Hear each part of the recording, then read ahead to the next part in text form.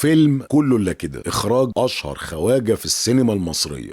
فيلم كله إلا كده اشتغل فيه ناس بنكتشف إنهم كانوا بيظهروا مجرد ممثلين في أدوار مش كبيرة، لكن كان ليهم في مجال الإخراج والتأليف والترجمة دور كبير.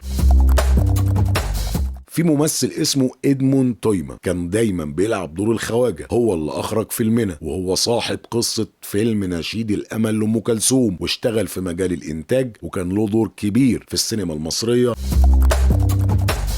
الفيلم ده مونتاج أنيس عبيد، رائد ترجمة الأفلام الأجنبية للغة العربية. الفيلم مثل فيه الراقصة بيبة عز الدين منافسة بديعة مصابني.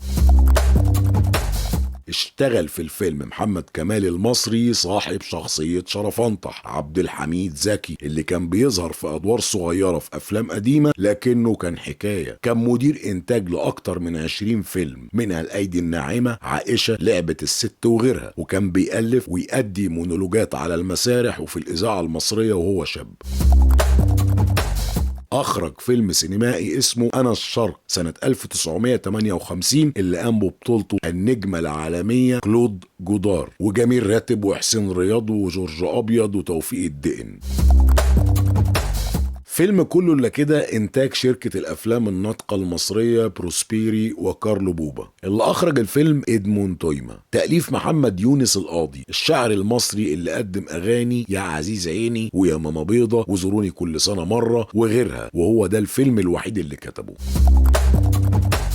أشهر خواجة في السينما المصرية هو مخرج الفيلم إدموند تويما، اللي اشتهر بدور الخواجة لدرجة إن ناس كتير افتكرته إنه من أصول أجنبية. إدموند تويما من أصول لبنانية، اتولد في القاهرة يوم 10 ديسمبر سنة 1897 من أسرة لبنانية مقيمة في مصر. إدموند درس من صغره في المدارس الفرنساوي، وده اللي خلاه يجيد اللغة الأجنبية.